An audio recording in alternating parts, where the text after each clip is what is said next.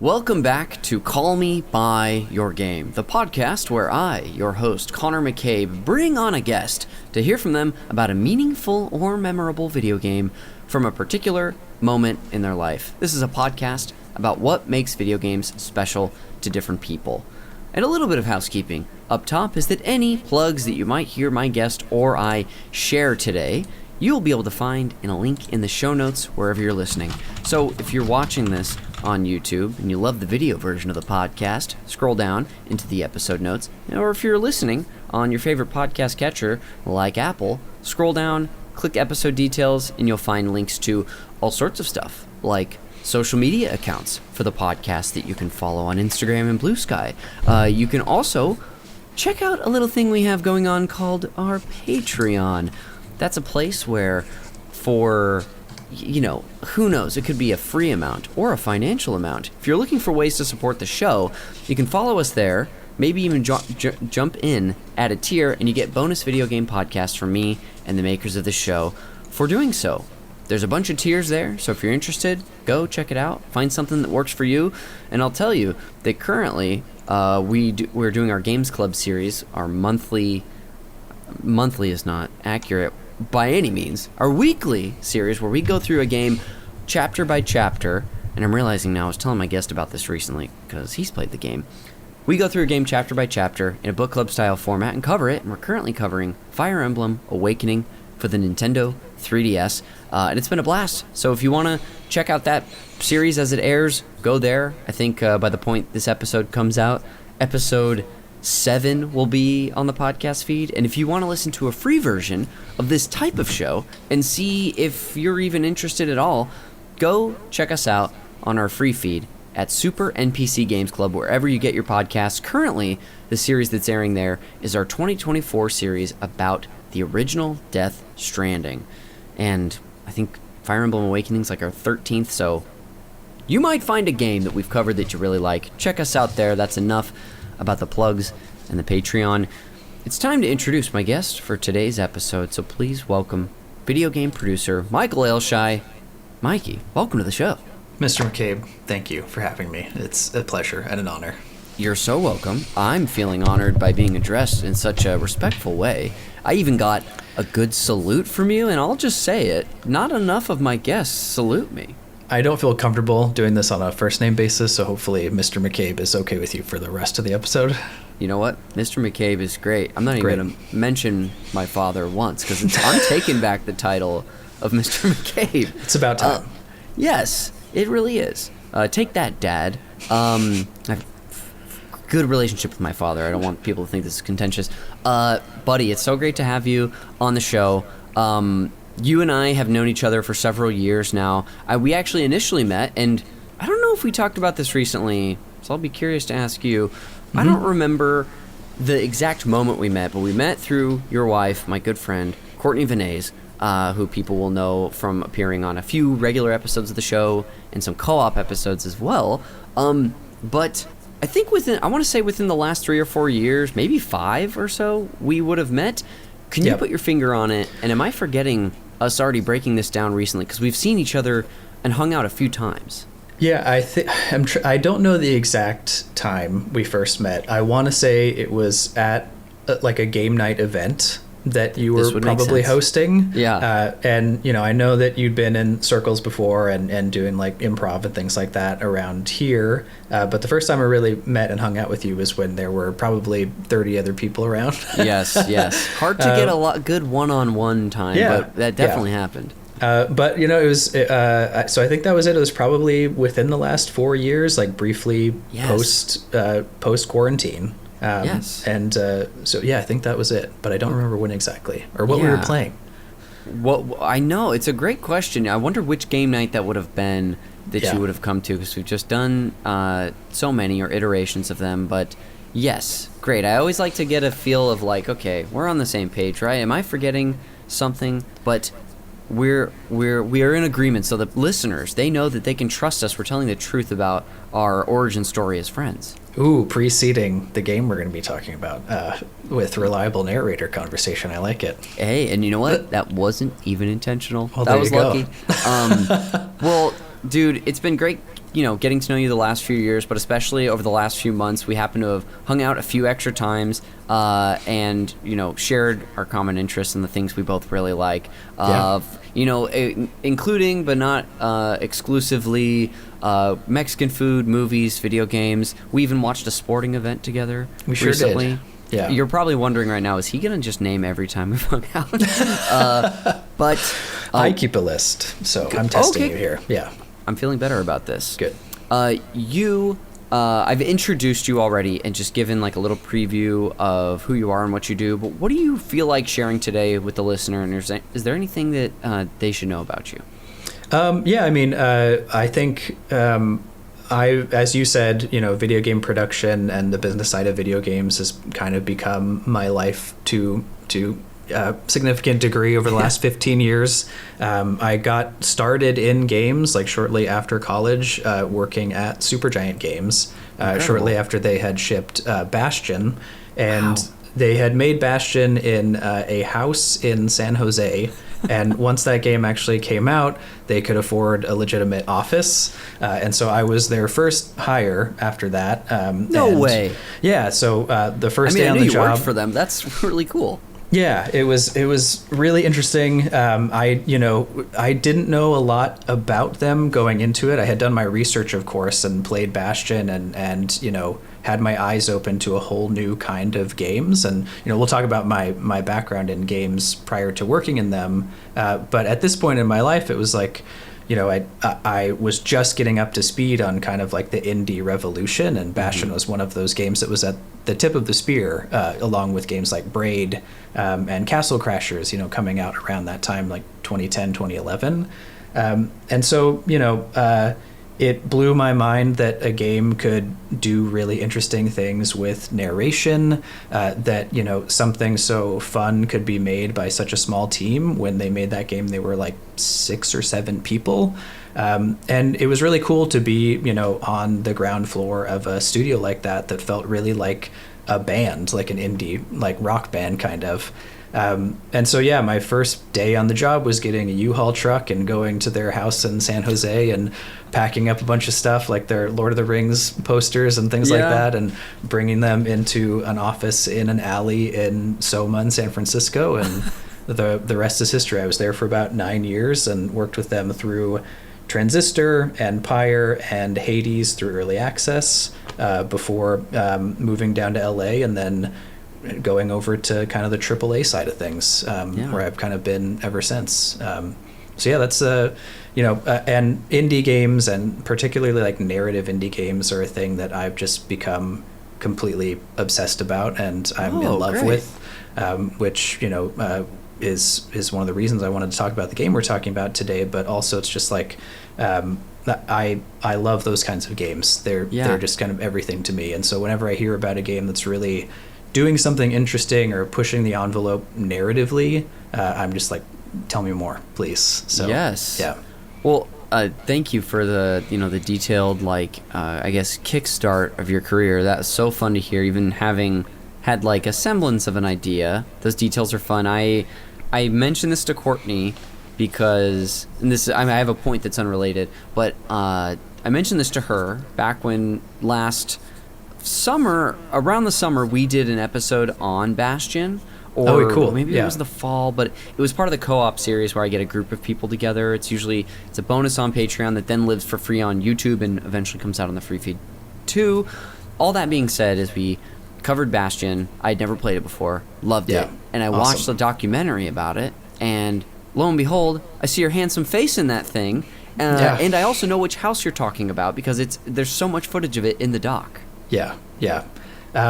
That's awesome. Yeah, I mean, I was usually kind of like hiding behind the scenes. Yes. I know when they were approached to do the No Clip documentary, I remember they asked everyone working there, like, do you want to be in this or not? And I was like, no. Yeah. Which, would I make the same decision today? I don't know. But still, Sure. You can see me at one point, I ended up not only just like doing all the operational work for the studio, like keeping the lights on, doing their taxes and things like that, but they asked me to do voiceover in Hades. Yes. So I actually got to be the voice, not the singing voice, but the speaking voice of Orpheus in Hades 1. And there's a moment in the documentary, I think, where you can see me like clacking away at my desk, literally doing tax returns, and then walking into the sound recording booth to like do voice lines. So, wow. Yeah, it was a cool place to work. Dude, you've got a lot of there's a metaphor I'm trying to come up with, but I think all I'll just say is that's quite the skill set right there. Being able to do all of that. Jack of all trades, something like that. Yeah. Honestly, that does it for me. But master of some, we'll say. Some, maybe. Let's give you some credit today. Jury's out. Yeah. I had forgotten that was a no-clip documentary. That makes it even cooler. Because I love what Danny O'Dwyer does over there. They're so fascinating. Yeah. The thing I wanted to say was actually give you a bit of an early recommendation. This isn't on your 3 recommendations later based on the game you've brought, but I guess it's a rec if you haven't played them. Did you play either or familiar with either Despolote or Consume Me from last year? I have not, and both of those are on my list, so thank you. Great. I will prioritize. I think Despolote is actually the next game I want to play after the one I'm playing right now. I really want to get to that. Both of them, but Despolote I've had my eye on since the Day of the Devs event over 2 years ago at this point. Yeah. That they did here in LA around the Game Awards, but I'm just glad they're on your list. I'm after you expressing, your adoration for narrative-focused indies, I guess I'll say, I was like, I got to tell you about these. So I'm glad you know them. Great recs, yeah, thank you. You're welcome, and thanks for sharing a little bit more about yourself. We are about to get into your general history with video games, but before we do, will you tee up what you brought on for the main event later and call me by your game? Yeah, the game I brought today for us to talk about is a little game from 2015 called The Beginner's Guide. Great. Perfectly said. Can't wait to get into it later. When it comes to you and video games, I want to start at your earliest memories. What comes to mind? Is that you playing something for the first time or watching someone else play something?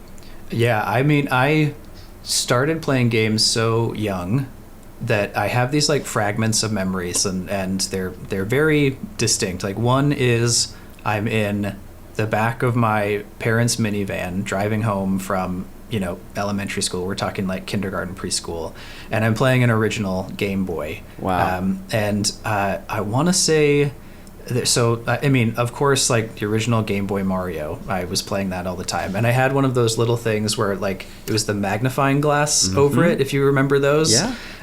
And with the light on it, because we'd get picked up like pretty late from school, so I had like the light and the little magnifying glass so I could see what I'm playing.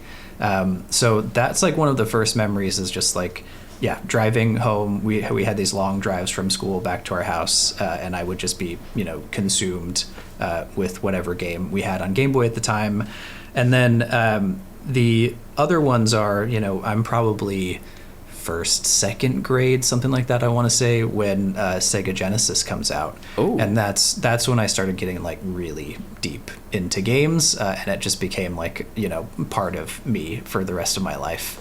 And so, yeah, I like, would be playing games with my older brother. Of course, we played like all the original like Sonic games. And then there were just like random games that I just have core memories of playing all the time, like Booger Man. I don't know if you ever played Booger Man. Never, but I'm familiar by name. Yeah, which is, just an incredible game and the perfect game for a very juvenile sense of humor at the time. It's just, your main character is literally powered by jalapeno farts and like flicking boogers around as his superpower and like flushing himself down a toilet like Mario goes down, tubes and things like that.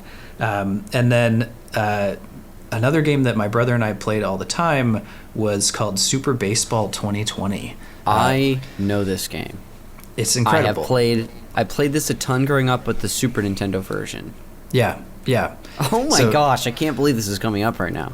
Loved that game, and I think it was just like the art style on it was incredible. So for people who haven't played it, it's pretty traditional baseball game, but the twist of it is it takes place in the far future of 2020, and half of the team are basically humanoid like robots that are kind of like a RoboCop type of player, and the other half are these more like kind of mechanized robots with tread wheels. And so yeah, it was just like this really cool futuristic vibe, and it just felt so like crunchy. It was, and I didn't know what like affordance meant or what like game feel meant at the time, but it was one of those first things where it truly hit me of just like, this game feels so good to play. Yeah. And I just want to play it all the time. And yeah, so those are like really core memories. And then for the rest of my life, I mean, I've just been playing games constantly, played Super Nintendo, all the classics like Paperboy, even some of the worst ones like Shaq Fu and Batman Forever. Actually had those games and played those. Wow. And then, on to like N64. And I remember going to like Blockbuster as a kid because we didn't have an N64, but you could rent the console. If you remember this, like you could actually go into Blockbuster, and for the weekend you could actually just like get a loaner version of the console and rent a couple of games. So I remember doing that, like having sleepovers or whatever, and we'd rent the N64 for a couple of days and we'd just play it. And then eventually was lucky enough to like get a real one myself. And yes. Then of course, GoldenEye and Super Mario 64 and all the classics and Perfect Dark and all of those things. I wanted to jump in real quick because the phenomenon, not of just video game rentals, but of renting an N64 specifically, has come up now on 2 consecutive episodes. Whoa, really? Okay. Well, partly because I'm doing an N64 focused series this year called the N64 Diaries, where once a month I'm having like person or two on to discuss what the console means to them, because it's the 30th anniversary and it's my personal favorite console. So I just want to dig in more. And my best friend growing up, Eddie, was talking about how before they had one, they rented one weekend. And so I'm just like, I never rented a console personally growing up, but I love hearing stories like that, and I just had to bring up the connection. It's just like, it's just a weird thing that if I tried to tell any child about today, they'd be like, what are you talking about? Yeah. I mean, go ahead. I was just going to say, renting physical media might be a concept that that's foreign to children now, let alone renting a console. Exactly. Yeah. I think there's like one video rental place left in all of LA in Santa Monica, and that's about it. Yes. I was telling you recently how I've got, this is a bit tangential, but how I've recently become fascinated with the idea of Vidiots. That organization in Highland Park, and I've rented a couple movies and gone to a single screening there, but I'm like re-entering my cinema physical media era. I've never left games wise. Like I'll buy things digitally, but you've been in my place. I like to collect games if I can. I had a question for you about this era too. So by this point, you're several consoles in, you, possibly your brother as well. Are games something for you that you are actively seeking out, that you're talking to friends about, that is like already a core hobby? Yeah, it is very much. Yeah, I mean, we had like, we would get like Game Informer magazine. Oh, nice. So like we were reading about it constantly. Me and my brother were playing something or other like every weekend, and eventually like our tastes in games kind of split. He ended up more in like the Halo camp, and I ended up more in like the RPG camp. And he's playing sports games where I'm playing like Final Fantasy X. But still, by this time, like N64 time, it is it's a real hobby. Like it's something that is basically like part of my life. I'm talking to friends about it. I'm hanging out at their houses, and we're like playing WWE WrestleMania 2000 and No Mercy and stuff like that. And like, so it had become just a thing to gather around and like make friends around and all of that, at least by middle school for sure. That's great. I think back to my time with games, and I can pinpoint the season when it happened, when it went from being like a hobby that I really enjoyed, and then to something of much more personal that I would seek out. So I love hearing about that from people. And it's interesting. I think like prior to that N64 era, it was a much more, I don't want to call it secretive, but it wasn't something that I was like open about or public about or like making friends over. And I think the N64 period was the time where it actually became, you know, a lever to bring people together in a way that Yes. I hadn't really experienced before. All of the times prior, like I said, you know, I'm playing Game Boy in the back of my car by myself, whereas like N64 comes around and now it's like, you want to come over and play this new game? And so it was great. I love that. I'm going to start to ask you a little more specific questions as we get in, because it seems like there's so much we could talk about while we're here. Yeah. You mentioned almost the fork in the road that took you to RPGs. What were some of the games in that genre that maybe were a sort of catalyst for you getting into them, or just meaningful ones that you want to talk about? Yeah, I mean, I think the one that really kind of changed everything for me was Final Fantasy X. And, you know, most of my time playing games had been a lot of the capital G gamer games, you know, that, you know, like GoldenEye and like wrestling games and stuff like that. And I had this aunt and uncle who played everything. And they, you know, I forget like the exact circumstances, but they came to me once and they were just like, you should play this game, Final Fantasy X. You would love it. And, you know, I trusted their taste and I was like, all right, sure, I'll give it a shot. And played this game, and it was like nothing I'd ever seen or played before. You know, like musically, visually, narratively, everything was just like, this is incredible. This is so many things like rolled into one in a way that I'd never quite seen. Where most of the games I had played were just like a core game loop that was very simple and repetitive in a way, but also really fun, right? And really addictive. Whereas Final Fantasy X was just like, it is so many different things, but also this really amazing, like, you know, turn-based RPG like combat system, which I had also never experienced before, and have like since completely fallen in love with, you know, all the way up to like last year. You know, Clair Obscur was one of my favorite games of the year. Nice. And so, of course, I think that segued really nicely into Kingdom Hearts, which I think great. and so I think those two games really kind of were the turning points for me as far as like a deeper appreciation for really rich games and specifically RPGs, so I think it was around that time, and that was like early high school, I think. Incredible. And was the first Kingdom Hearts also the year 2001, at least in North America? I think they were really similar. I don't remember Maybe exactly. It was 02. Yeah, I think like they were probably within a year of each other because I remember playing them almost back to back. Yes. Yeah.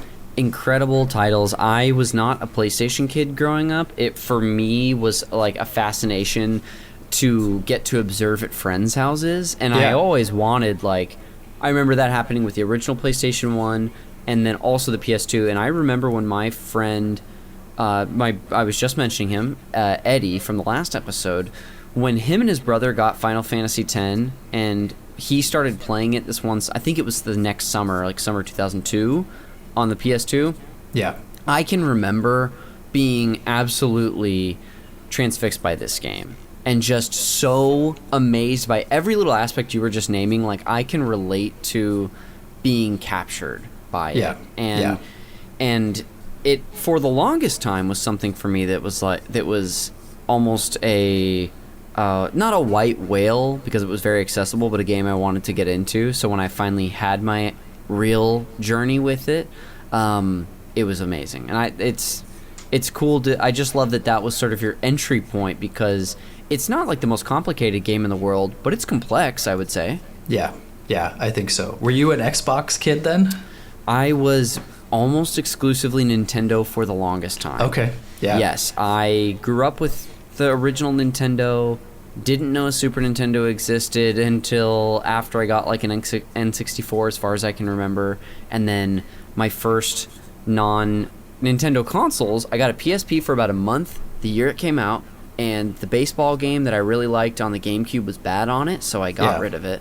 Yeah. And then I eventually got a 360 near the end of its life to play like Fable Oh, no, that's not true. I already had played that. To play Skyrim, basically. Nice. And then, yeah, but mostly Nintendo and now kind of everything. Nice.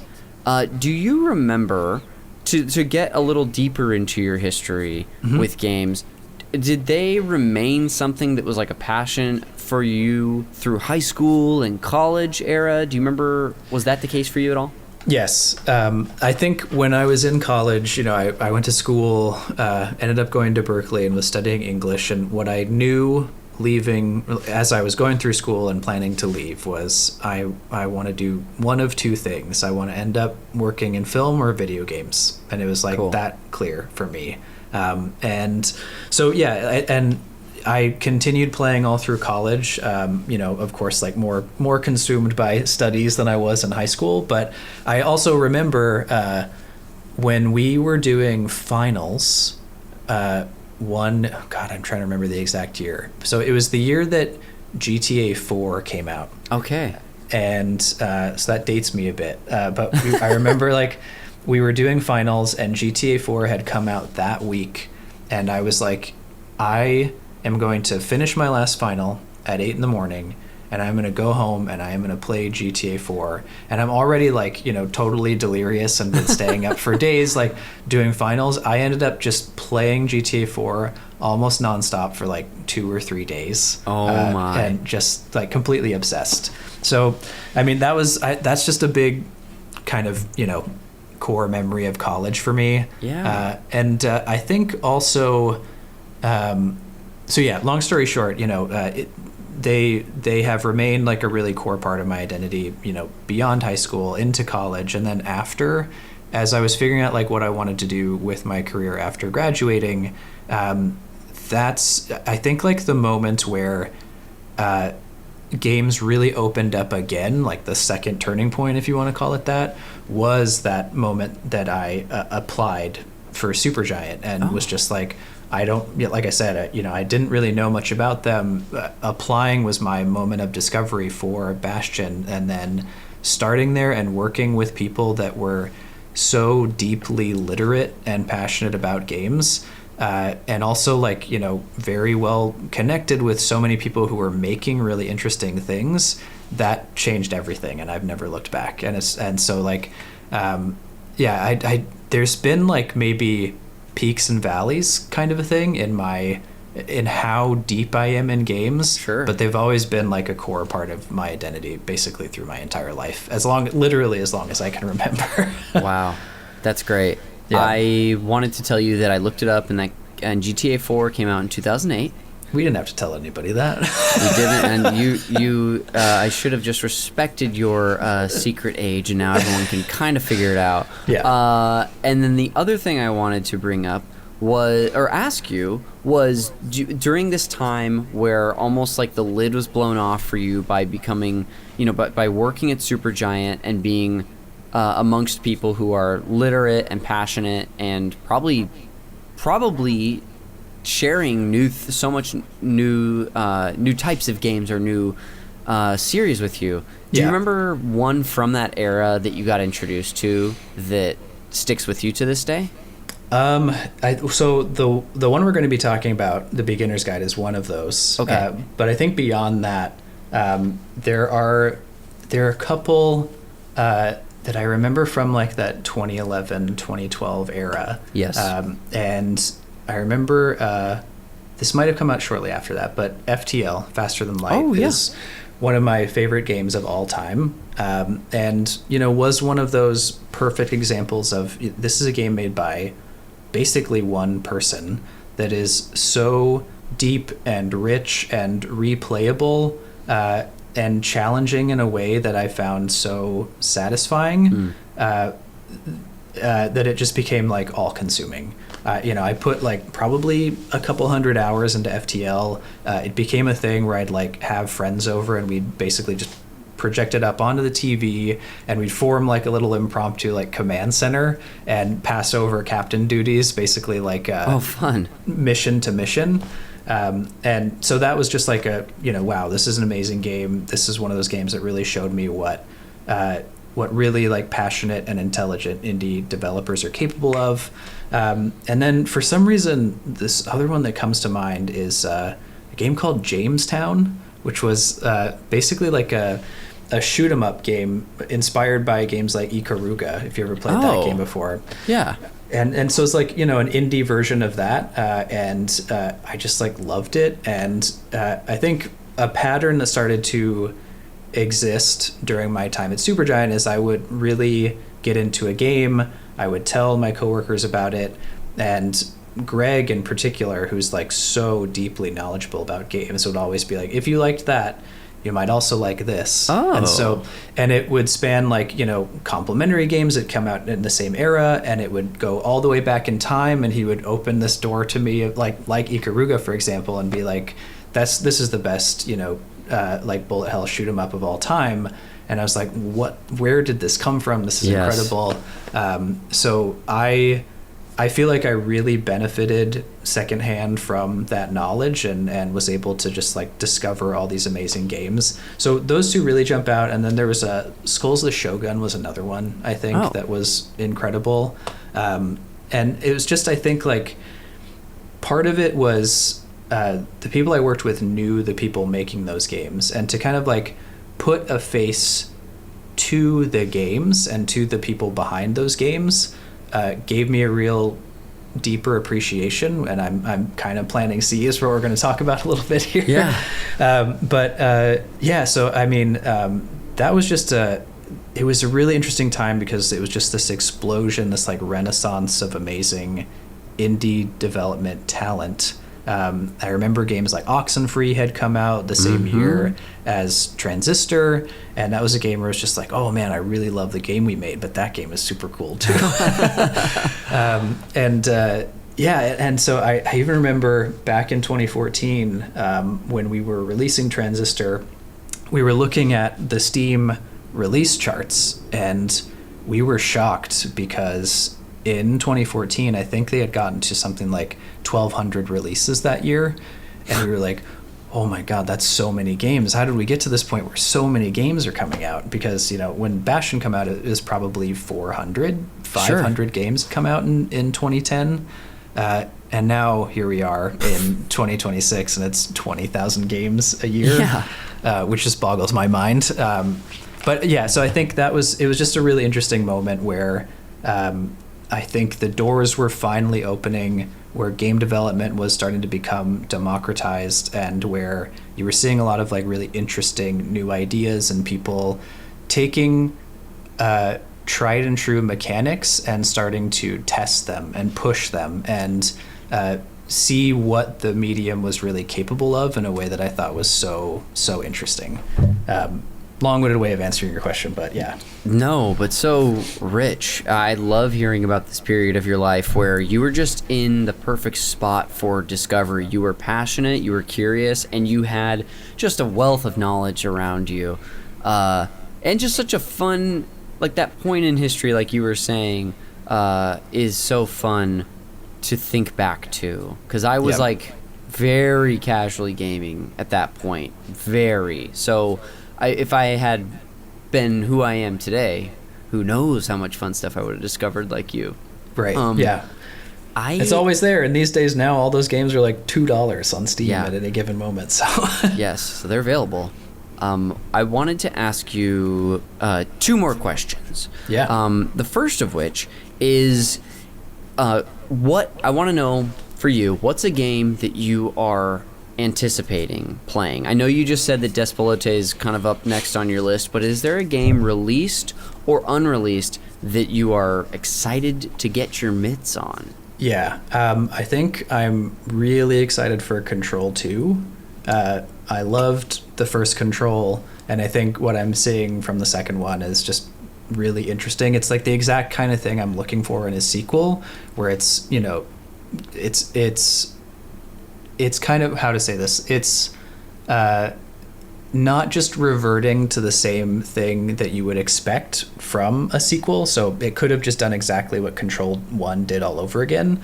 But I like the idea that it's going for like a more melee approach, versus the more kind of like Yes. ranged combat approach of the original. And I just love living in that world. And, you know, as someone who loved the original Alan Wake and Alan Wake 2 and Control 1, any opportunity to just like jump into that weird kind of Twin Peaksy world that they're developing is, you know, I can't wait. So I think that's a big one. And then there's a game that should be coming out in the summer that I was lucky enough to work on last year called There Are No Ghosts at the Grand. And it's the perfect kind of like weird genre-defying game. I love games where you can't really describe it succinctly, and in trying to do that, it's basically a renovation simulator that's also a narrative game with musical elements. Okay. Yeah, and basically you're this American who inherits a dilapidated hotel that's basically on the coast in England, and you go there and you're basically tasked with renovating it, and you get to know all the inhabitants of this little village, and weird stuff starts to happen. And it's like, it's really interesting. It's really, really strange and unique, and yeah, I can't wait to see what they eventually do with that. Did you say no ghosts at the Grand? At the Grand, yeah. At the Grand. Yep. Awesome. The final question I have for you today is, before we head to break, is there a game from your history that if we leave this segment, you are going to be so disappointed that you didn't bring up, whether it be another all-time favorite or a total surprise for you? Man, that's a good question. No, I think ultimately the game we're talking about is that game. When I think about the game that's just a worm in my brain that has left an indelible impression on me, it's that one. I'm sure it'll come up in the course of our conversation about it, but if it doesn't, I think a game that's associated is, you know, a game I mentioned to you before recording this is called The Stanley Parable. Yes. You can't really talk about The Beginner's Guide without talking about The Stanley Parable, but that game is one of those that is just like, you know, when it came out, again, this was kind of a common theme of these games that resonate with me. There hadn't really been anything like it. It was meta in a way that I found really interesting. It was kind of questioning what it means to be a video game player, and almost like making fun of people who play games, which was an interesting choice for a game to do. So I think that's one of them. And if there's one more, it's actually a game that I played last year, which I everybody should play this game. It's called 1,000 Times Resist. Yes, yeah, I'm familiar. Absolutely incredible game. And I think, you know, I love those kinds of games that leave me speechless, that really drive an emotional response. And that is a game that's just like all the things I talk about that I resonate with, it just checks every single box. Wow.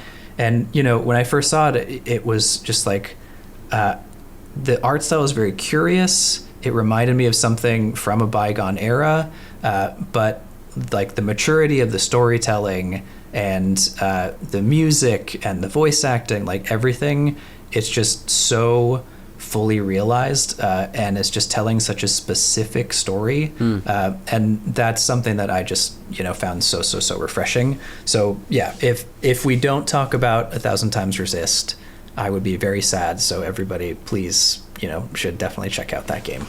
Yes, I brought up how I saw Despelote at a Day of the Devs. I believe it was December of 2023. I saw 1,000 Times Resist the same year.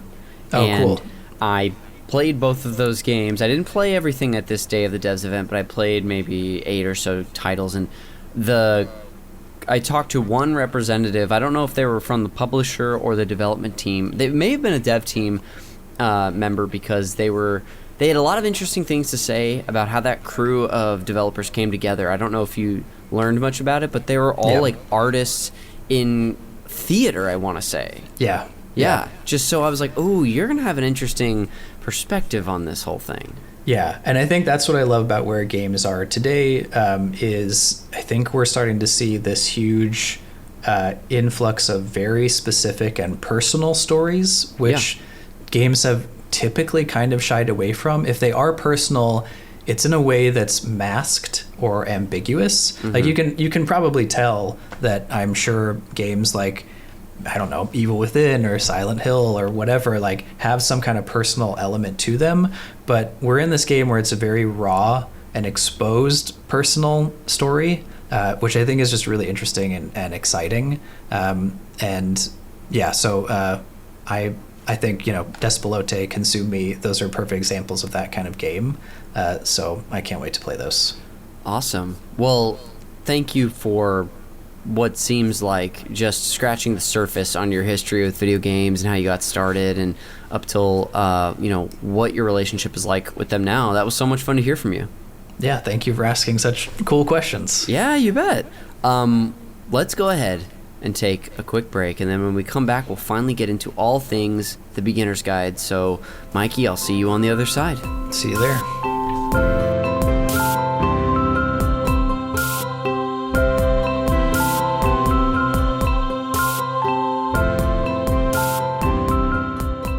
Welcome back to Call Me By Your Game. It's me, Connor McCabe, with my guest, Michael Ailshie. Mikey, welcome back. Thank you. I'm glad to be back. It's been forever. Too long. We're finally going to get into all things The Beginner's Guide. And like I told you before the show, we're going to set the table a little bit and give some history and context for the listener, just in case they're not familiar. But if you want to jump in at any point, again, with clarifications, corrections, or just additional info, you've got the green light, pal. Take it away. All right, here I go. And let's see what you think about these 3 paragraphs from Wikipedia about the game you've brought on. All right. But The Beginner's Guide is an interactive storytelling video game created by Davey Wreden. Do you know, is that how you pronounce his last name? Davey Wreden. Wreden, thank you. Yep. Under the studio name Everything Unlimited Limited. It was released for Linux, Mac OS, and Windows on October 1st, 2015, and it's Wreden's Wreden. Okay, great. This is me course correcting. It's Wreden's follow-up to the critically praised The Stanley Parable, which you already brought up for us today, and which was his previous interactive storytelling title that was initially released in 2013. Narrated by Wreden, The Beginner's Guide takes the user through a number of incomplete and abstract game creations made by a developer named Coda.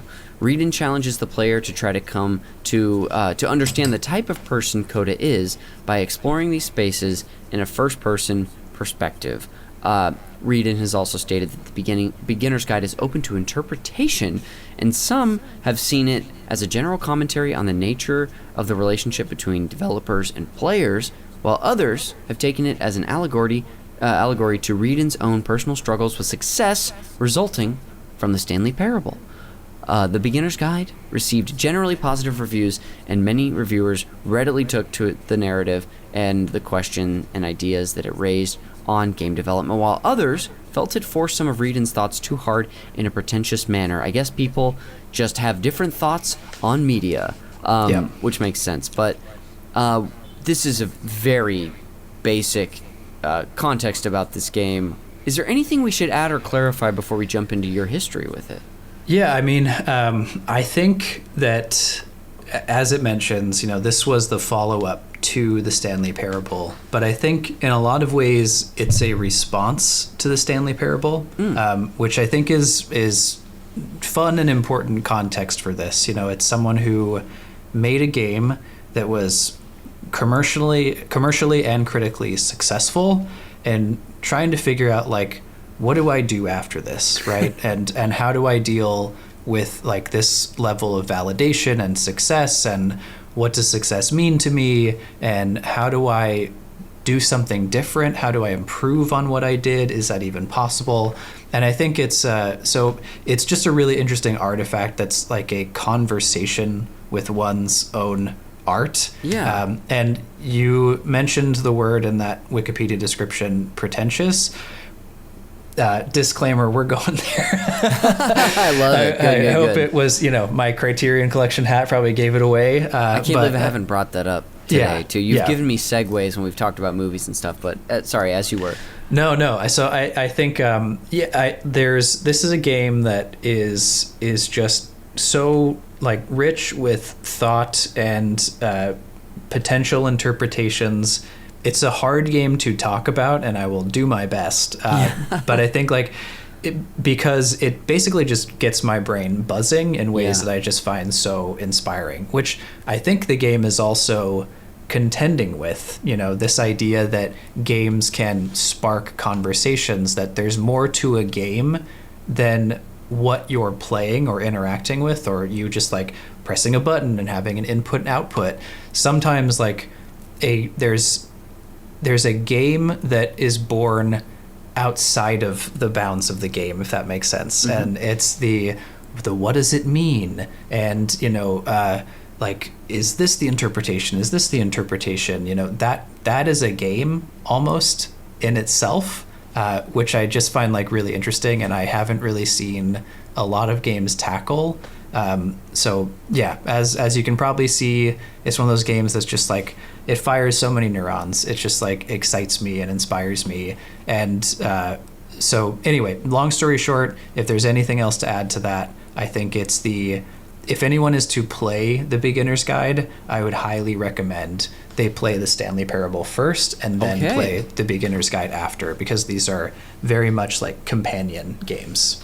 Great. They're in conversation with one another in so many ways. Yeah, exactly. Okay. Yeah. We were chatting a bit over the weekend. You had asked if I had played the Stanley Parable, and I told you that I disappointingly hadn't. But but it's been on my radar, I think, at least since I really finally had my first moment with Portal, another first-person adventure title, which I don't know how much the games actually have in common, but that started to come up around the discussions I was having.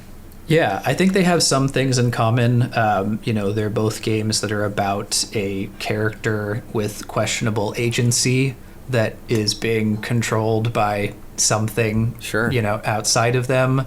They both deal with, themes of capitalism gone overboard, and how capitalism kind of informs that removal of agency. They're both funny and satirical in a way. I think the behavior of GLaDOS and the storytelling in Portal, it has those moments where it's just of course, the cake is a lie, those kinds of things. There's some similarity there. Mechanically, they're very different. Portal is definitely a game-ass game. It has, a really fun mechanic. It has a core game loop, whereas Stanley Parable, you walk. You can't even jump until they release the Stanley Parable DLC. There's this game that's the ultimate Stanley Parable Deluxe, edition or whatever. And it's something they even make fun of in that release, where you go explore the new content in the game, and one of the new things they release is called the jumping circle, and you get 31 jumps, and once you use them, you can't jump in the game at all anymore. That's so funny. Yeah, so mechanically very different, but they definitely have some thematic similarities for sure. Gotcha. Yeah. Well, let's dive into your history with this title, The Beginner's Guide. Yeah. We talked about a lot in the first half of the show, but I believe you were sort of teeing up that this is a game you discovered during your time at Supergiant? It was, okay. Yeah. So Transistor had come out in 2014, in May of 2014, and so we were basically halfway through development on Pyre, and Pyre is a huge narrative game. It's almost like a visual novel in a way, and I was becoming more and more interested in storytelling in games, and a lot of really interesting things were coming out at that time, including the Stanley Parable. And I think Greg at Supergiant knew how much I really enjoyed the Stanley Parable, and he was like, if you liked that, you should play Davey's next game, the beginner's guide. So I went home one weekend after it had released, and I sat down and I played it in one sitting. It's a very short game. It's an hour and a half long, and it was such a bizarre and singular experience because I'm just so locked in. I'm hanging on every word, and by the time it had ended, very embarrassingly, candidly, I was like crying. I was just hit so hard by this thing. And so I think that's where I was in my life, midway through developing a game, and recommended this game by one of my colleagues, and it just completely blew me away. Thanks for getting us into it. I am immediately struck by the sort of difference that I'm realizing we're going to have in talking about the sort of like consumption of this game and your relationship with it, because so often on the show, not every time, but most of the time when people bring on a game, this is something that they play for multiple sittings. And in some cases, they play for, I don't know, a month or eternally if it's sort of like a living game that they want to keep returning to. So this is just me kind of teeing it up, saying I'm really excited to continue to hear about your experience, what you're feeling, and what struck you, because it made such an impact on that first go. Yeah, so I'll say a couple things. When I thought about, the name of your podcast, Call Me By Your Game. Yes. It evoked the last scene of, the namesake of this, of Timothée Chalamet just like looking into the fire, like reminiscing and just like crying. Yes. And I was like, what game made me feel like that? And then this is that game. I think it's this game that really inspired a lot of just like reflection and like deep feeling. And so there's that piece of it. And the second piece of it is, as you mentioned, a lot of the games that you talk about here are games that people like really locked into and kind of consumed a period of their life. While the game only lasts an hour and a half, I'm still thinking about this game. Yes. We're now 10 years later, right? So I think that's the staying power of it isn't just in the direct interaction with it. Mm-hmm. It's what like ideas and what thought it stimulates. And this is a game that I just like, for whatever reason, it just is buried deep like RFK's worm in my brain. So, yes. Yeah. And hopefully less damaging in hopefully. most ways. Hopefully, yeah. I'm repeating myself, but I'm very excited to keep getting into it. Can you recall on that first sitting, that playthrough, things you were feeling early on getting into the game? Were you curious? Was anything striking you? Did the sort of emotion that would eventually hit you, was that seeds that were planted early that bloomed, or was it immediate? I think that is a good question. I think so. The initial reaction was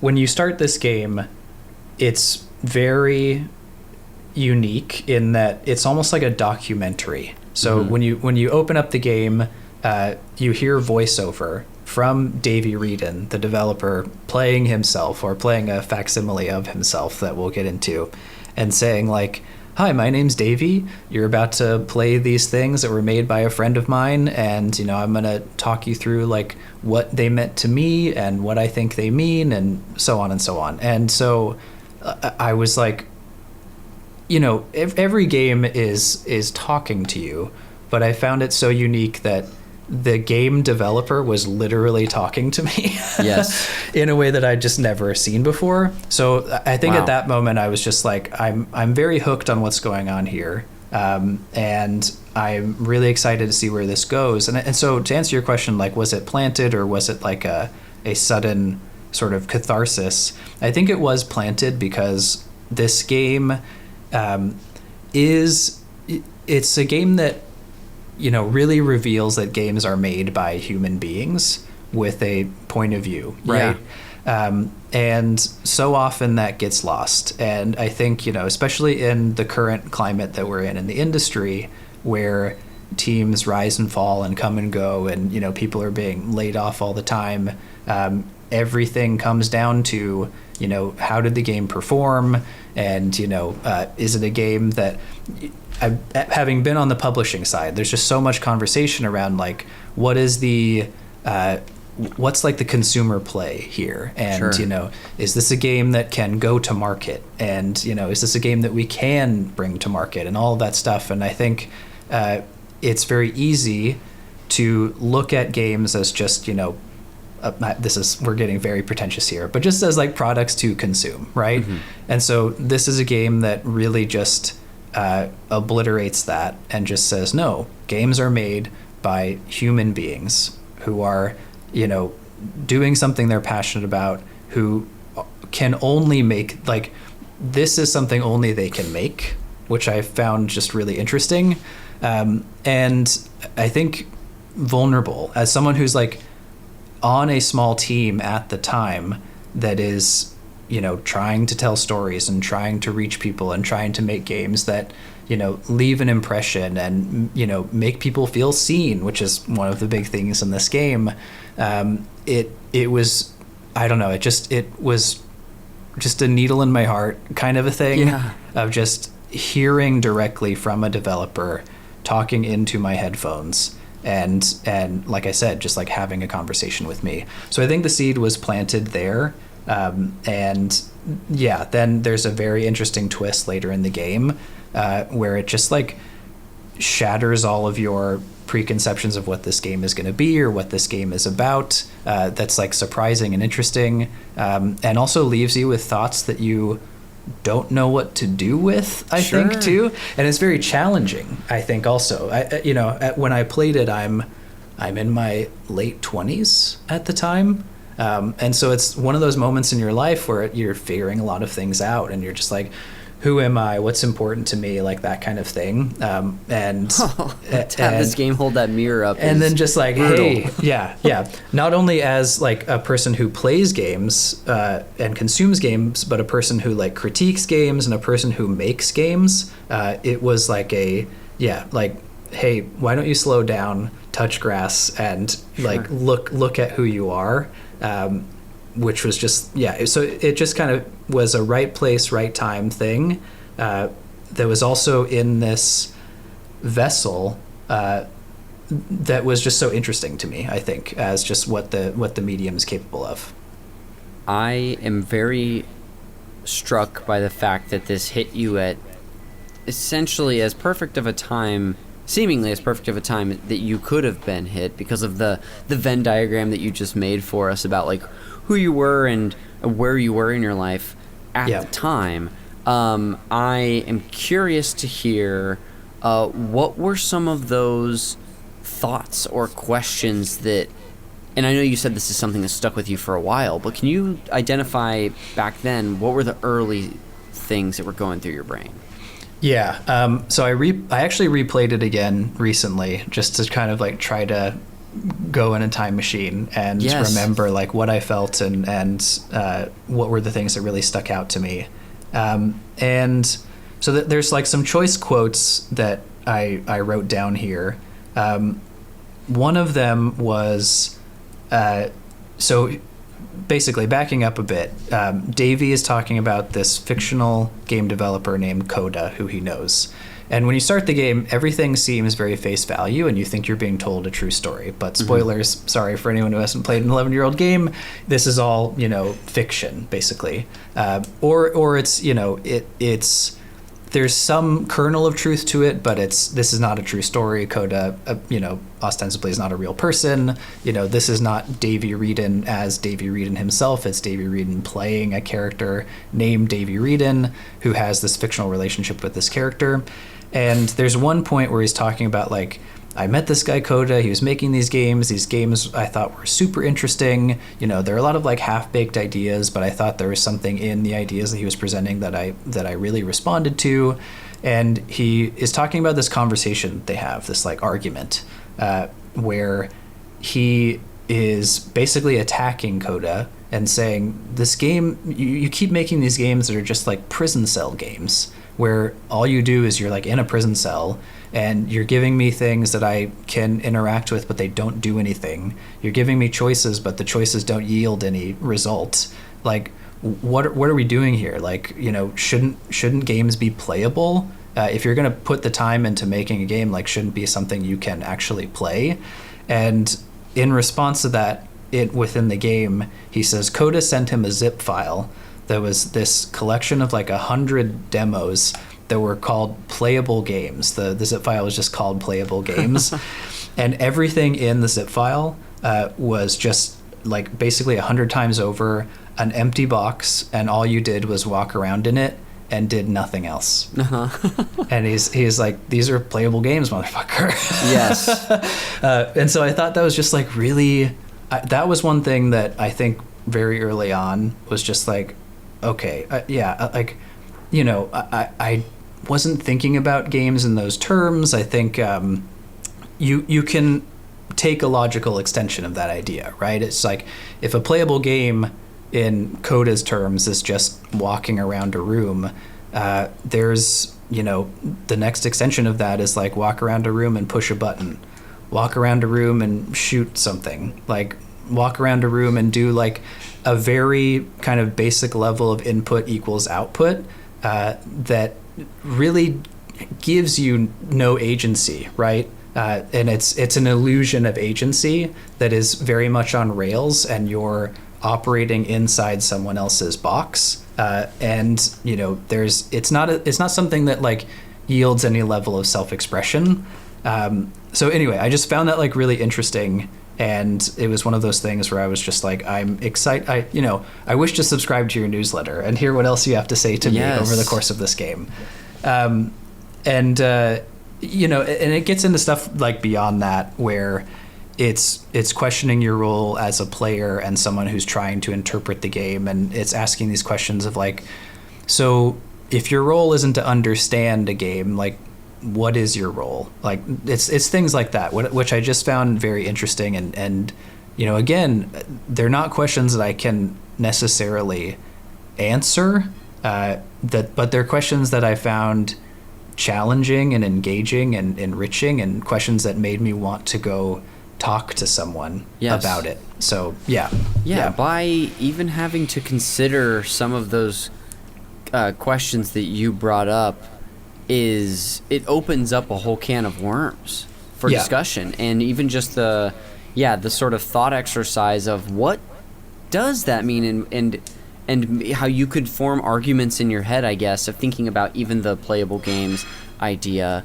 and even if you don't have agency versus if you do have agency in a game, like the different ways that I'm hearing you tell me this, and I'm like forming not arguments, but like sort of a case for each, and that in itself is kind of interesting to me.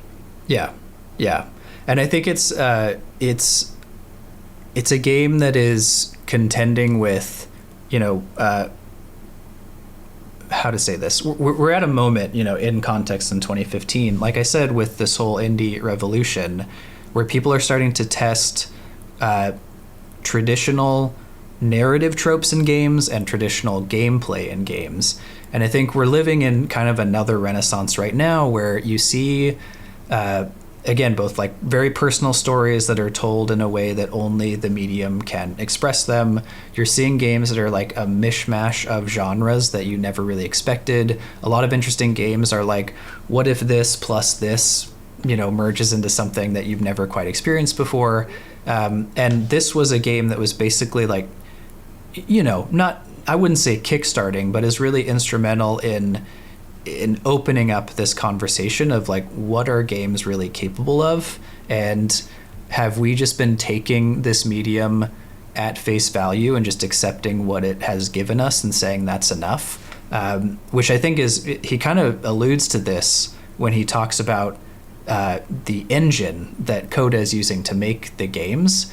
He shows you this demo, and he's like, so Coda's making all these games in an engine called Source, and which is and he's like, so an engine is basically what you can use to make your game. It gives you the tools to like make a game. And every engine has things that it's good at and things that it's not good at. And Source is very good at, geometric, like angular maps. Think like kind of Counter-Strike, like OG Counter-Strike kind of maps. And so everything Coda makes really kind of conforms to that spatial logic and that architecture. And, again, like taking the extension of that, he's not talking about Source. He's talking about all of video games, right? Yeah. It's like video games are good at doing some things and they're bad at doing other things. And I think he's trying to have this conversation or open up this debate of like, well, what are video games actually good at? And what are they not good at? And have we been accepting video games on, doing like too much of what it's actually not good at versus like trying to find out what is it good at? And have we reached the peak of what games are actually good at doing and what the medium can actually offer? Or is there more for us to figure out there? And I think, I'm definitely not saying this game changed like the entire medium of games, but I think, it's part of an ongoing conversation that's really kicking off around this time, where it is making people ask these questions of, what if we did combine this with this? Or what if we did try to tell this story in a way that no one's done before? Or what if we did question this idea that you can't do that in a game and just tried to do it? So I found just like really, really refreshing. I can understand why.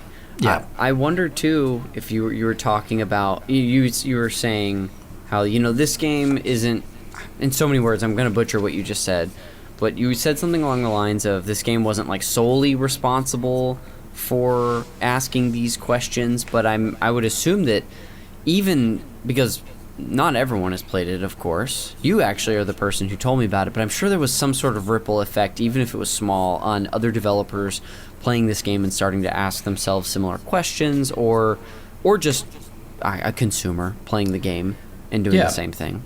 Yeah, I mean, I think having been in the indie games community, it's a small community, and especially in 2015, I think it reminds one of like that era of impressionists and art or whatever, right? Or it reminds you of the late 60s, early 70s, like New York film director scene, where all these guys know each other and they talk to each other and they're learning from each other and stealing from each other. That is definitely the case in this era, in indie games especially. Everybody knows everybody. Everybody's friends with everyone else. Some people might have the sense that, the games industry is very competitive. At that time, especially in the indie game scene, it couldn't be more uncompetitive. Everyone was like supportive of each other, testing each other's games, like trading notes, inspired and excited to see what everybody was making. And, Davey, having made the Stanley Parable, was part of that community and part of that conversation. And, like Greg in particular knew Davey personally and like introduced me to him. And at that point in my life, I was like, like, you're totally a celebrity to me. Yeah, exactly. Like fanboying over this guy. But I think just to what I'm like conveying here is that there is no way that game makers then didn't play this game and have some read or reaction to it, right? And so it may not have been this thing that like caused this sea change in how games are made, but it was certainly influential. It certainly made people think. It certainly made people ask questions. It certainly made people go back to the drawing board, I bet, on some things and be like, oh, well, this game like called this out, and maybe we don't do this like very tried and true trope that doesn't feel very genuine or authentic or sincere anymore. Let's try to do something different. So yeah, long story short, like it wasn't this thing that came in like a wrecking ball, but it was this seed that I think has germinated over time. And at that point in time in the creative, indie game community, the soil was really fertile, right? Yeah. I love that. I want to get a I've got a feeling of or a sense rather, of the place in your life that you were at. 'Cause you've already described it so well for us and given me some context. Can you tell me though, or scene paint for me, the room where you would have played this game for the first time? Yeah, I think I was living in Berkeley at the time, and I had like this little corner in my bedroom where my PC was set up. And it was just this like peaceful little corner, you know, with the sun would come in. So yeah, I just remember being like, it's a Saturday afternoon. I am just going to sit down, you know, I have the house to myself for a bit, and I'm just going to lock in and play this game. So, you know, I Then you get rocked emotionally. and then I just get totally punched in the face. Yeah. And I think, you know, like coming back to the when did it really hit? So not only is it a game about there's people who make games, it is a game that's contending with some, you know, pretty raw issues of just like loneliness and depression and anxiety and things like that, which are, you know, like pretty relatable, especially if you feel those things. Mm-hmm. And I think at that point in, you know, my life and at that age, you know, those were very relatable feelings. And it's, you know, it's having these questions of like Coda, this game developer, he seems through his work to be lonely and depressed and anxious, and Davey is jumping to all these like conclusion and assumptions about this person and who they are and what they're feeling and that kind of thing based on the work they're doing. And I think those questions were like, you know, oh yeah, these are hitting a nerve.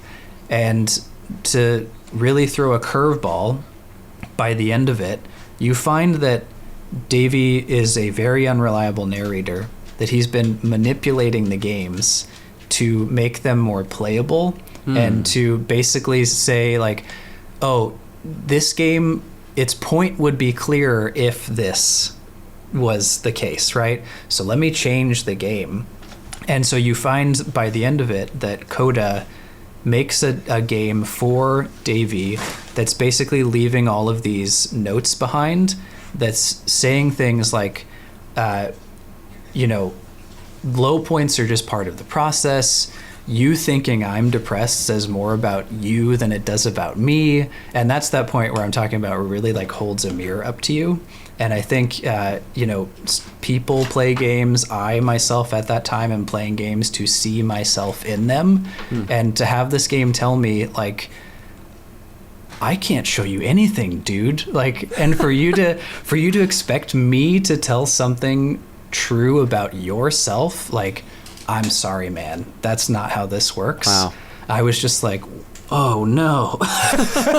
Yeah. And I was like, oh, you mean the work has to start here? Like, yes. I have to be the person who, like, you know, seeks change myself. I can't just like find validation in art to make me okay with things. Like, give me the answer. Yeah. And so this game just comes out and is just like, that's not what we do. Like, that's not what we're here for. And it's saying like, the person making the game is doing the work, and the person consuming the game, it's not possible for them to do the work by consuming it. And I think that was a time in my life where I was just like, damn, like, what do I do with that? So does that make sense? Absolutely it does. That's what an impactful like realization or message to receive from the game telling you that. Yeah.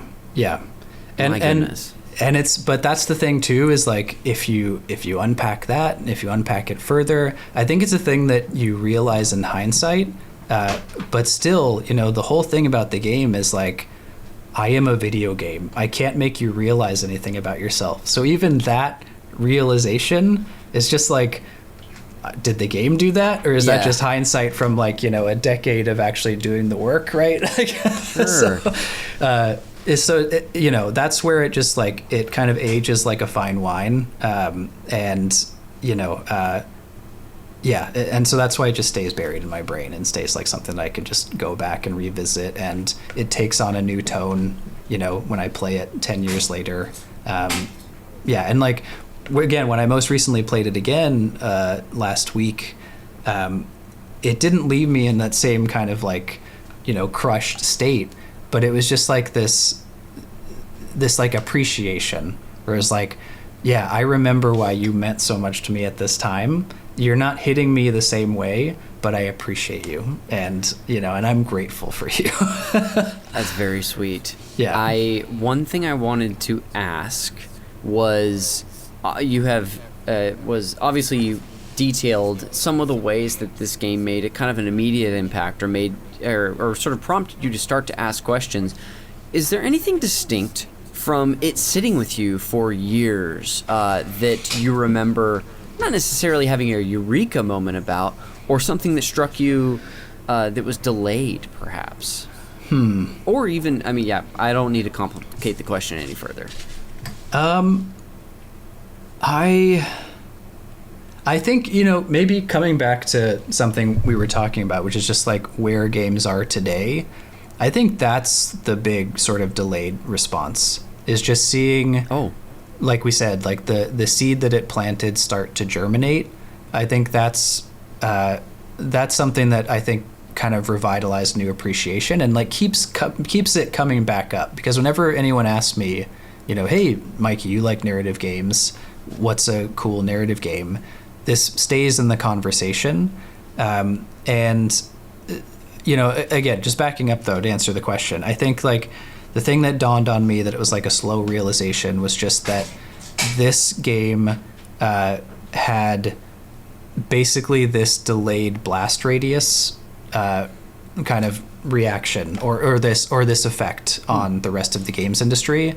And I think at the time when you played it, it was just this artifact that hit me really hard in a very specific moment, and I really enjoyed and hadn't played since. But, with 10 years of separation, you see that it's more than just a thing that was really resonant at a very specific point in time, and it's something that has just like continued to influence the way people tell stories.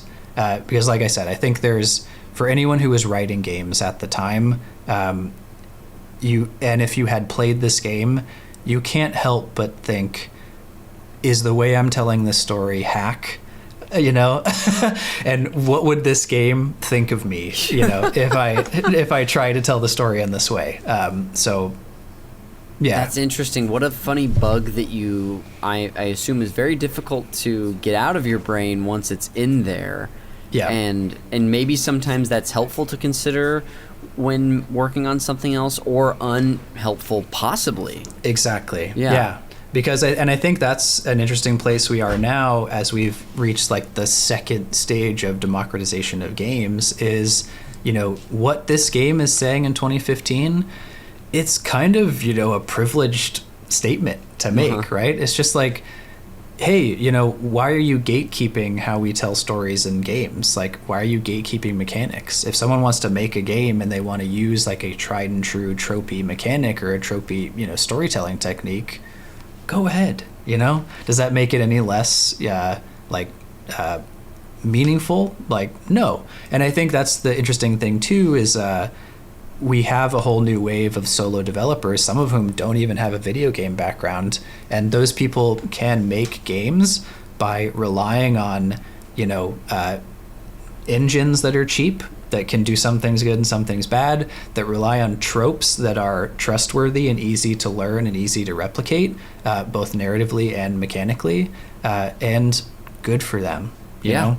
And as long as they're, telling something, I think, again, coming back to the whole Despelote, 1,000 Times Resist, and Consume Me, like, this is, someone is telling you something about themselves and telling a meaningful story, and it doesn't matter if the way they're telling it or the devices they're using to tell it are novel and, push the envelope. Like, yes, cool if they do, but it doesn't matter if they don't. That's not a requirement. Yeah. An impact can still be made. Right. I'm curious for you, and maybe I could see... I'm just going to ask the question. Have there been other media, a book, a movie, a sound, an album, that have made you maybe not ask similar questions that this game, or make you think in similar ways that this game made you think, but that have sort of like hit you like a ton of bricks that have made you more curious, or I think the best example is probably House of Leaves, which I read in college. I don't know, have you ever read House of Leaves before? No. Why did this has come up recently though? Go ahead. So it's a really interesting book that was originally written on the internet, and so when you actually, like, if you get the book like paperback today, you'll find it a bit frustrating because there's a bunch of text and then there's all of these like footnotes, and there are all these things that are hyperlinks, and you like have to follow the hyperlinks like to the back of the page, and it's really just like a vestige of the way it was originally presented, which was, again, just this big thing on the internet, and you would click into the hyperlinks and you would chase that down into this other resource that was like a an outside article that was written about something the author is writing about. And I think that was a book that was like, you thought this is what books could do, think again, buddy, like that kind of thing, where I think embracing something like the internet as a way to deliver a novel or tell a story, I thought was like really exciting and inspiring. So I think that's the best example. Movies, I'm struggling to think of one that did something similar. Sure. I think the stuff that I really respond to is House of Leaves, again, is a great example because it's working across mediums, or working across media. And I don't know, this is just inspiring a thought that I'd like to see more of that, where it's like, maybe Matrix is a good example too, where they have like, the animated stuff, and they have a game, and they have the movies themselves, and all of these things are kind of intersecting and talking with each other. In that respect, it's a bit more stunty and like mainstream or whatever, but I think it's still interesting, where you can go see Matrix 2, and then go play Enter the Matrix the game, and you're seeing scenes in Enter the Matrix the game that are additive to the movie, and you feel like there's something special about it. I remember playing that game in high school and then going to see Matrix Reloaded and just being like, ooh, all these people don't know this other thing. Like, because you play as Niobe in that game. This is off track, and then was Ghost the other character? Yeah, exactly. Oh, if you think I didn't play that game at the time too, woo! That game rocks. You're hitting the nail on the head, I think, as far as something that one reason I could never have articulated, especially at the time, why I was so curious and interested about it, outside of just being a way to play a Matrix type video game because I liked the movies a lot, that they are in conversation with each other, and it's not doing the exact same thing, but they are, it's exploring multiple mediums that, it's you put it in a very articulate way, but I love what you presented with that. Well, I think that's the, and to bring this back to Beginner's Guide, like we said, Beginner's Guide is having a conversation with the Stanley Parable. It's a response to the Stanley Parable. It's kind of a game about, using games to get validation from people who play them, and for players to get validation by playing them, and the impossibility of that dynamic. And so, so it's, you have to play Stanley Parable 1 to get a deeper appreciation of it. And even beyond that, people who have written about Beginner's Guide often reference Davey Wreden blog posts that he makes during development, and they're like, you'll appreciate Beginner's Guide more deeply if you read this blog post that he wrote while he was making the game, and you can see some of the stuff like infecting or bleeding into the game he's making. And I think that's the thing too, where it's like, in the same way that playing Enter the Matrix heightens and deepens the appreciation you have for the movies, this is just a different kind of version of that. Yes. I feel like if Davey Wreden heard this, he'd be like, ew. But but I think I mean that in the most complimentary way, where it's just like, the artist himself, the developer himself, can be accessed from like multiple access points yes. in a way. And it makes the experience of any one of those things, the blog post, Beginner's Guide, Stanley Parable, his later games with Ivy Road, like Wanderstop, like, it's all part of a tapestry kind of, right? There's a bigger picture. And he even brings this up in the Beginner's Guide, where he's just like, if you play all of Coda's games together, you start to see that there's a continuity, right? And anyway, this is a rambly way of me just kind of saying that House of Leaves. I love it. You have just given me, you have answered questions that I would have normally asked you anyway, just through the process of discussing your experience with this game.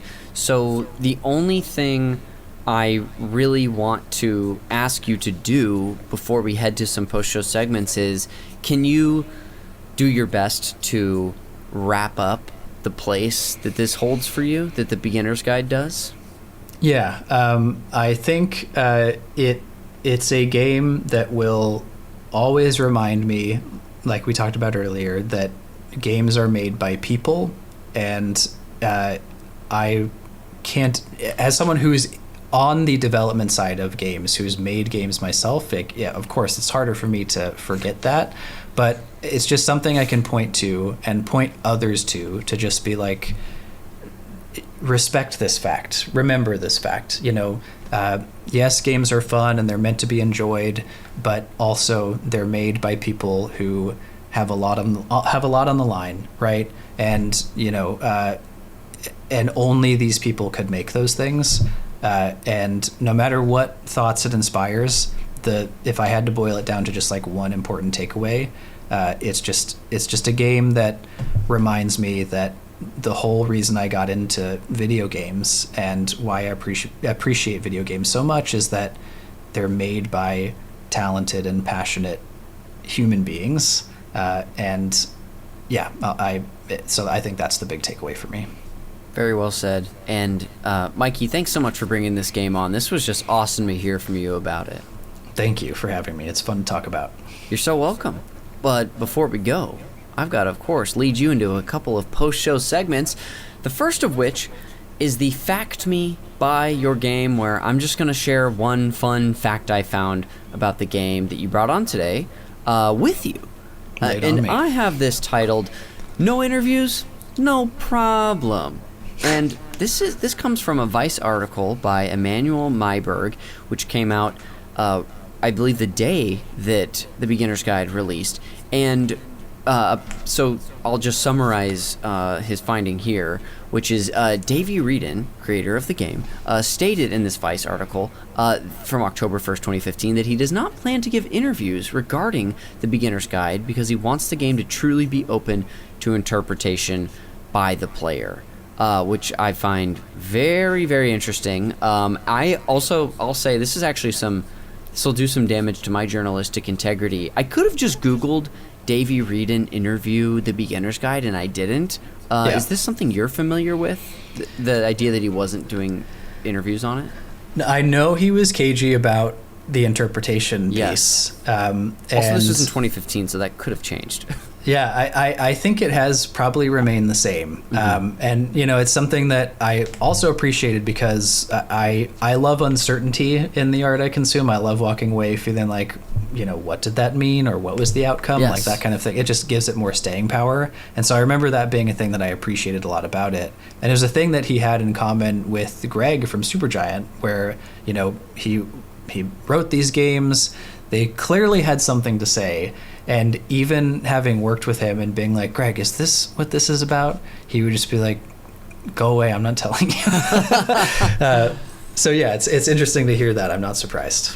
Yes. The only thing I wanted to, this is unrelated to the main fact I'm sharing, but I wanted to say that an interesting detail about this game is that it was announced 2 days before he released it back in 2015. So I guess that would put us at September 29th. Because I believe it's a month with 30 days and not 31. But yeah, very interesting. If only he could see our shadow drop filled world now. Right. But I'll include a link to the Vice article in the show notes for people who are listening. They can go check that out if they'd like.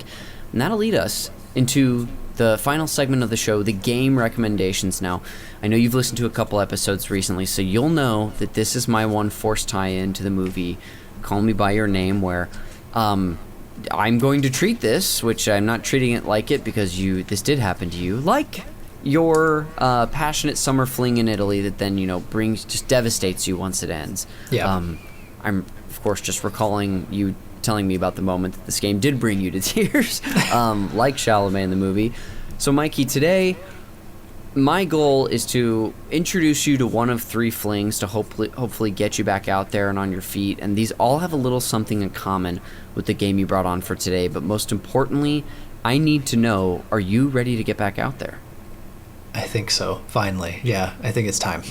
I'll take any little yes I can get here. So I've got three for you today.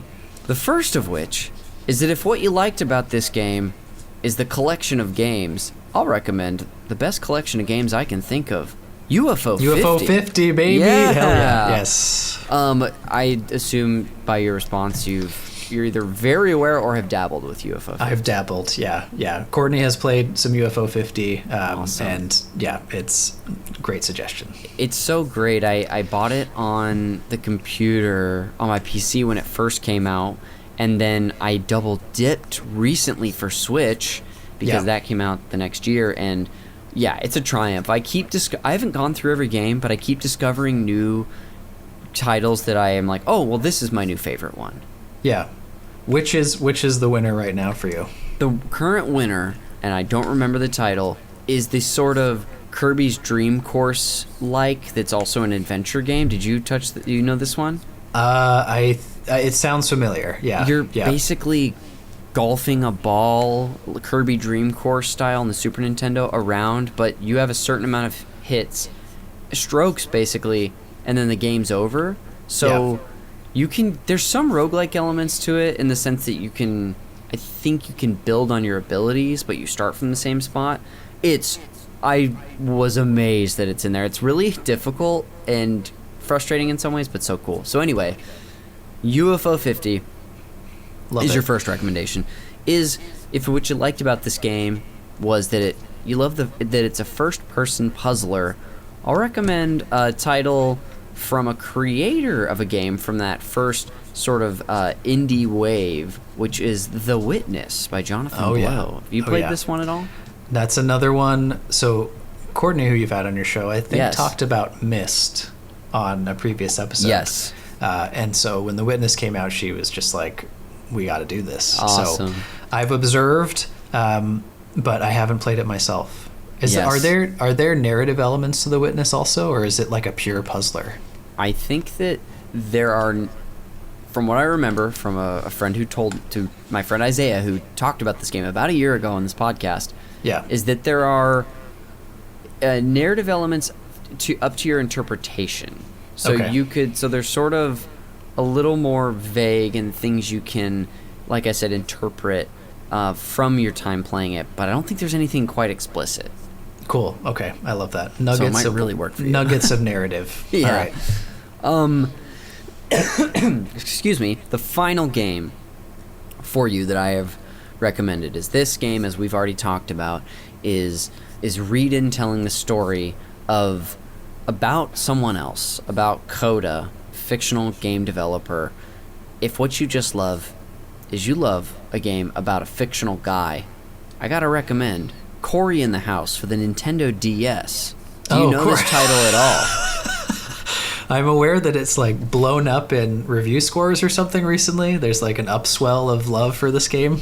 Yeah, I'm aware of it because, and I just dropped a link to just a long play with no commentary for you to check out at some point.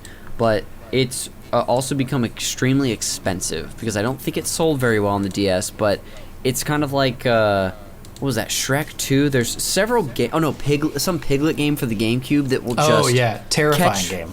Yeah, and it'll catch fire by word of mouth, and then all the copies get swallowed by people on the internet, and then the price just jumps. So Cory in the House, a fictional legend that you might just need to check out at some point. I hope that I'm back here in 10 years talking about the indelible impact that Corey in the House left on the games industry in this moment. So thank you. I hope the same. It's going to bring you to tears, just like the beginner's guide. To wrap this up, I'll just recount these recommendations. We have UFO 50, The Witness, and Corey in the House. Mikey, that'll do it for the recommendations, and that will bring us to the end of the show. So before we go and do some plugs, thanks again for taking the time to do this, dude. This was so much fun to hear from you about this game and get to know you even better. Thank you so much for having me. It was so much fun to talk about it. Yeah, thank you. You're so welcome. Is there anything you want to plug today, or will you leave us plugless?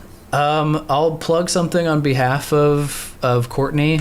She is going to be performing a show with GDC. Yes. Coming up on Monday, March 9th. It is called Game for a Laugh. I'm bringing up the info here for it. Yes. But yeah, this is going to be Monday, March 9th, I believe at 7 p.m. at the Eclectic Box in San Francisco. She's going to be performing with some amazing improvisers like Will Hines and Oscar Montoya, and I can't wait to see that show. She's going to have someone from the video game industry come to be the monologist for the show. Incredible. And they're going to do some improv stuff on the back of those stories. That's so much fun. I was just hearing about this for the first time yesterday from her, but I'll put a link to that in the show notes. Awesome. That sounds very exciting. Yeah, I'm super excited to be there. Awesome. Well, I'll go ahead and just plug some stuff for myself and the show to close us out. And like I said earlier, anything that either of us plug can be found in a link in the show notes, including the cover art for Call Me By Your Game, which is done by Glenn J. His Instagram is in the show notes if you want to check out other cool stuff that he makes there.